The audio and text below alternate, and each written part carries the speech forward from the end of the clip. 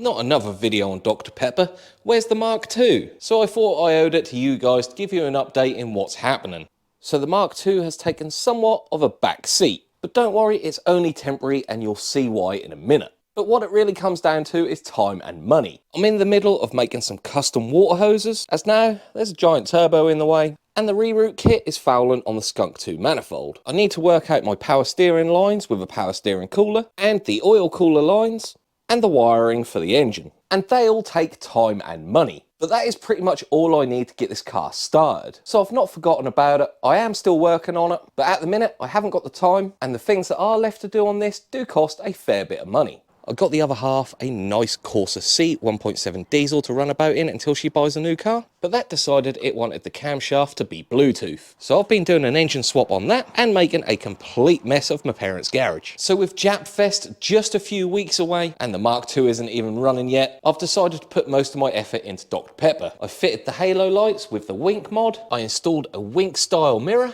I've finally got a sound system in the car, my windows now work. I replaced the timing belt and water pump as they looked really old and I just didn't trust them. Installed the Jap Speed alley radiator. Installed some max speed and rod coilovers. New belts and a service. And the Stony Racing silicone hose kit. And last but not least, the central locking kit.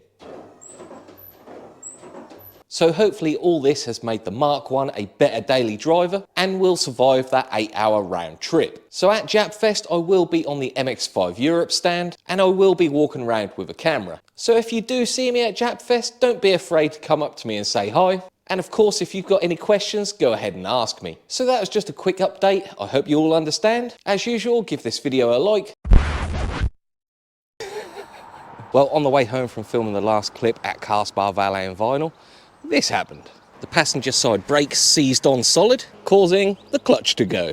And just when I thought I had it ready for Japfest. So Japfest is only 2 weeks away and I've got to get this all sorted. And with all the bank holidays, it's proven really hard to get all the car parts that I need. If you remember when I took the gearbox out of the Mark II, I took out a black diamond clutch. Luckily, that only had 500 miles left on it and I saved it. So I'm going to be installing it in this car. And you know me, if I'm going to do one thing, I'm going to go the full mile. So I've got a new slave cylinder as well, and a new clutch line that goes straight from the master to the slave, eliminating all this unnecessary piping. I also got 4 brand new brake calipers and painted them, so at least they look a little bit better before Japfest. Now I'm just waiting for the braided brake lines to turn up. I also decided to get rid of the EGR valve completely. It used to sit here with a pipe that led all the way around the back of the engine to the exhaust manifold. With that pipe in the way, it's really hard to get these top 2 gearbox bolts, so I decided to permanently remove that. And I've ordered the Destroy or Die EGR blanking kit. Now these are things I really wanted to film, but the brakes seized on the way to go visit my parents. So I've had no choice but to fix it on their driveway. I would have loved to film everything, but I am right next to a main road and I've been doing everything after work, so most of the time I've been working in the dark and the rain. As usual, give this video a like, subscribe if you're new, and I'll see you in the next one, or if not, at Japfest.